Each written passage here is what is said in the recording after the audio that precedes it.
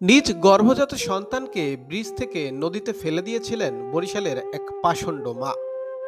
নদীতে ফেলে দেওয়ার 5 দিন পর সেই নবজাতকের লাশ উদ্ধার হয়েছে আজ। নিজ গর্ভে 10 মাস 10 দিন লালন করার পর গত 10ই জানুয়ারি সন্তান জন্ম দিয়েছিলেন স্কুল শিক্ষিকা মা ঐশী আক্তার। সন্তান জন্মদানের 5 দিনের মাথায় সেই আদরের সন্তানকেই আবার ব্রিজ থেকে নদীতে ফেলে দিয়েছিলেন পাষণ্ড এই মা। গত 15ই জানুয়ারি নিজ গর্ভের সন্তানকে বরিশালের দবদবিয়া ব্রিজ থেকে কীর্তনখোলা নদীতে ফেলে দেন ঐশী আক্তার। এই ঘটনার 5 দিন পর সেই ফুটফুটে নবজাতকের মরদেহ উদ্ধার করেছে ঝালকাঠির নলসিটি থানা পুলিশ।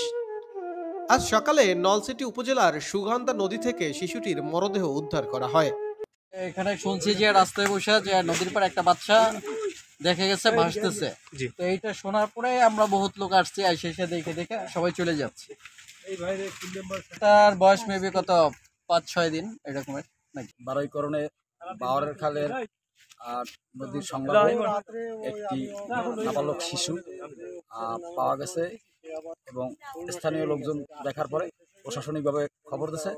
ঠিক আছে, প্রশাসন আইসা তাদেরকে উদ্ধার করে নিয়ে যায় 5-7 দিন। খোঁজ নিয়ে জানা যায় গত 10ই জানুয়ারি বরিশাল শের-ই-বাংলা মেডিকেল কলেজ হাসপাতালে ফুটফুটে একটি কন্যা সন্তানের জন্ম দেন স্কুল শিক্ষিকা ঐশী আক্তার। সন্তান জন্মের পর নিজ সন্তান সহ আপন বড় বোনের বাসায় ওঠেন ঐশী। তবে গত 15 তারিখ সকালে শিশুটিকে ডাক্তার দেখানোর কথা বলে বাসা থেকে বের হয়ে যান ঐশী। এরপর একটি অটোরিকশা যোগে নগরীর দবদবিয়া ব্রিজে গিয়ে সেখান থেকে নিজ গর্ভে ধারণ করা সন্তানকে জীবিত অবস্থায় নদীতে ফেলে দেন তিনি। পরবর্তীতে সন্তান ছাড়া বাড়িতে ফিরে আসলে পরিবারের সদস্যরা সন্তানের কথা জিজ্ঞাসা করলে ঐশী জানান নিজ সন্তানকে নদীতে ফেলে দিয়ে এসেছেন তিনি। এই ঘটনায় স্কুল শিক্ষিকা ঐশীকে বাঁচাতে তাকে মানসিক রোগী সাজিয়ে একটি মানসিক চিকিৎসা কেন্দ্রে ভর্তি করানো হয়েছে বলে দাবি করেছেন ঐশীর স্বামী ফায়ার সার্ভিসের স্টেশন অফিসার মোহাম্মদ সোহেল আহমেদ। পাশাপাশি নিজ সন্তানকে পরিকল্পিতভাবে হত্যা করা হয়েছে দাবি করে আদালতের শরণাপন্ন হওয়ার কথাও জানিয়েছেন তিনি। শুনতে পাই আমার বাচ্চা এসআই মুনিমের ওয়াইফ বিথিয়ে সে ফোন দিয়েছে যে আপনার বাচ্চা ঐশী ফাড়া দিয়েছে, কোথায় দিয়েছে সে বলতে পারে না।